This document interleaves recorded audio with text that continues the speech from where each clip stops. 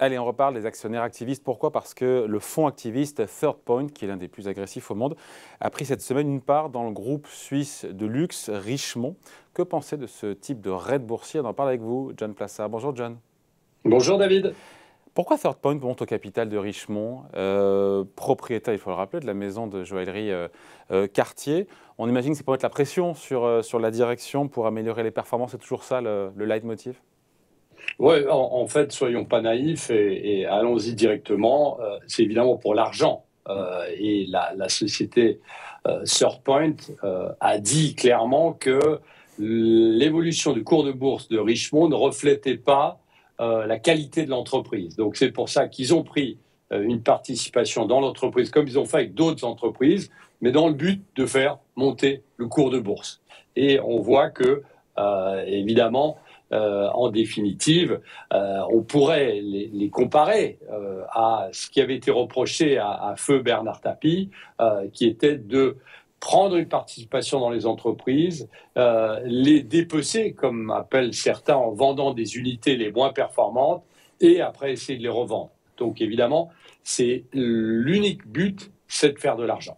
Voilà, donc il y a un fond de vérité, c'est pas excessif quand on dit que, d'ailleurs il faut rappeler que Third Point est contrôlé par le milliardaire Daniel Loeb, et donc cette image qu'on a de ces milliardaires qui activistes, qui certains, voilà, on les qualifie parfois de sans foi ni loi, qui pour encaisser de juteuses, voilà, plus-values vont, vous le disiez, démanteler, dépecer des boîtes, voilà, pour encaisser encore une fois des plus-values. C'est ça la réalité? Ben oui, et ce qui est assez incroyable, c'est que vous avez parlé donc vous avez parlé de certains milliardaires, ils sont quasiment tous milliardaires, que ce soit Bill Ackman, Nelson Peltz et d'autres. Eh bien, ils ne se cachent pas, en fait, que le but, c'est de faire de l'argent. Et on a déjà vu notamment la SEC, c'est-à-dire le gendarme boursier américain, essayer de voir si effectivement, en allant dans ce sens-là et en disant à tout le monde qu'ils veulent que le cours de bourse monte, eh bien, est-ce que ce n'était pas une faute par rapport à la déontologie, s'il y a une déontologie sur le marché boursier aux États-Unis ou, en l'occurrence, en Europe, puisque vous l'avez dit, Richemont, c'est en Suisse. Alors, l'idée ici, c'est évidemment aussi d'être un peu plus fondamental en mobilisant aussi d'autres investisseurs qui auraient les mêmes idées qu'eux, en imposant des objectifs à l'entreprise, en mettant en place potentiellement une nouvelle équipe dirigeante, et puis en réduisant les coûts et en poussant les parties où il y a le plus de marge pour augmenter la valorisation, je dirais, boursière de l'entreprise et évidemment, en définitive, eh bien, faire de l'argent. Voilà, faire monter le cours de l'action, encore une fois, qui est visé. C'est toujours la même méthode, vous le disiez, hein, on change le management, voilà, on réduit les coûts, on augmente les marges, c'est toujours la même recette, hein. Oui, c'est toujours la même recette. Je dirais que cette recette se fait en 5 points. D'abord, évidemment, vous l'avez dit, la première phase qui est très importante, c'est acheter une grande quantité d'actions. Après, annoncer publiquement qu'ils ont acheté cette grande quantité d'actions en espérant qu'il y ait d'autres activistes ou d'autres investisseurs qui arrivent avec eux. Après, la troisième phase, c'est négocier avec le conseil d'administration de la société. La quatrième phase, c'est de prendre des mesures supplémentaires nécessaires pour obtenir justement les changements souhaités.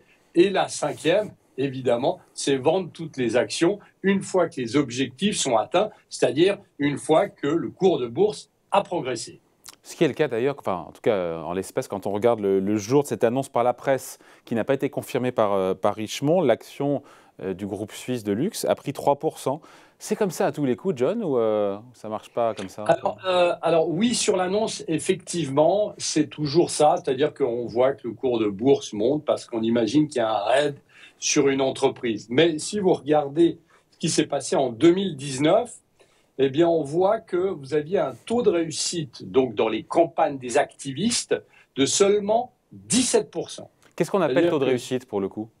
Taux de réussite, c'est-à-dire qu'ils ont pris une part dans l'entreprise et ils ont réussi à mettre en place leur équipe dirigeante et à vendre potentiellement une partie de l'entreprise, évidemment, en définitive, de faire monter le cours de bourse.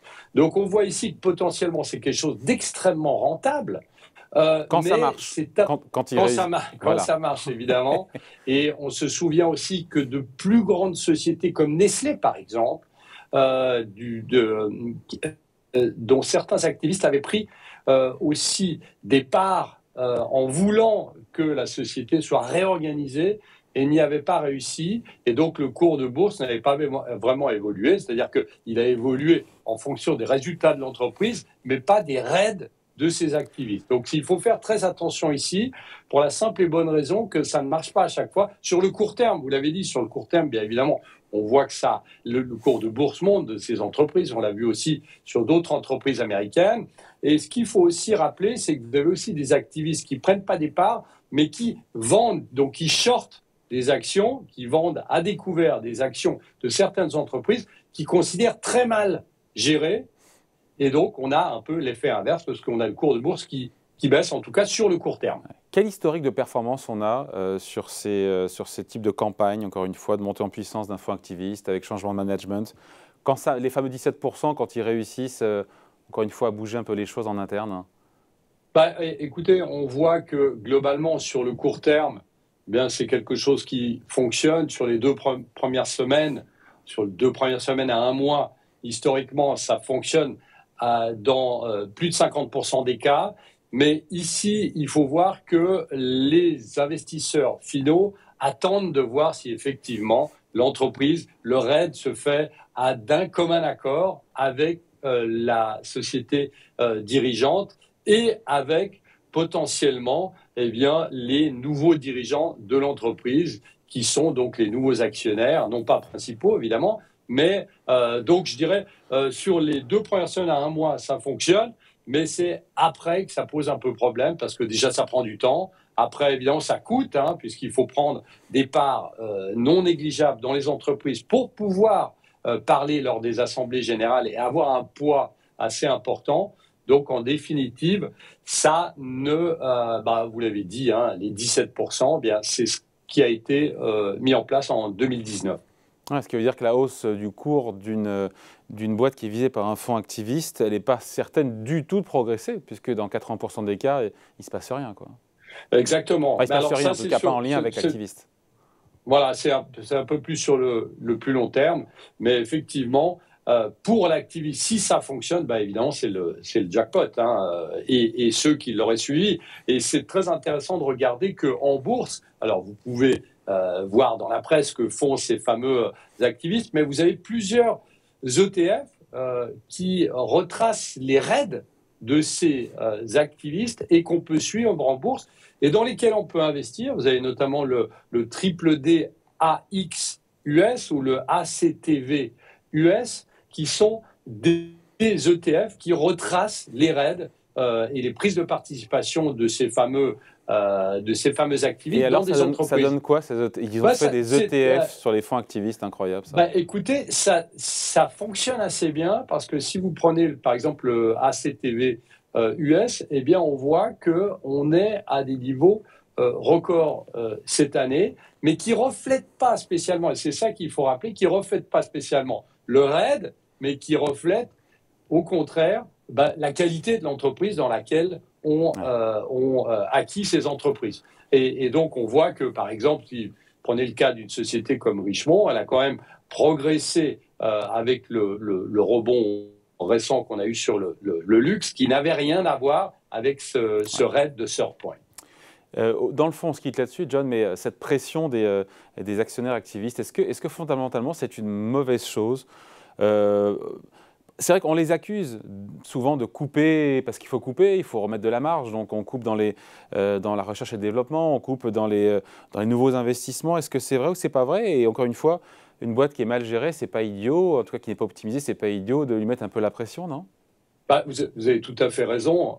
Si le but final, c'est d'améliorer la rentabilité de l'entreprise sans forcément couper l'avenir, et c'est pour l'avenir. Et ce qui est très intéressant de noter, c'est que vous avez certaines entreprises comme Siemens, par exemple, qui ont pris les devants sur les activistes en disant, pour ne pas qu'il y ait un activiste qui prenne des parts dans notre société, il faut faire le changement avant.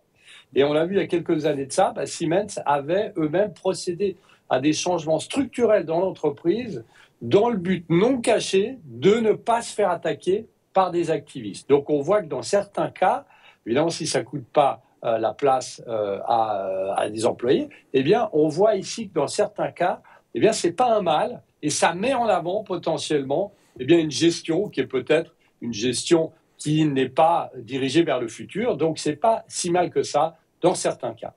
Allez, merci beaucoup, John. John Plassard pour la Banque Mirabeau. Salut, bonne journée. Merci, David.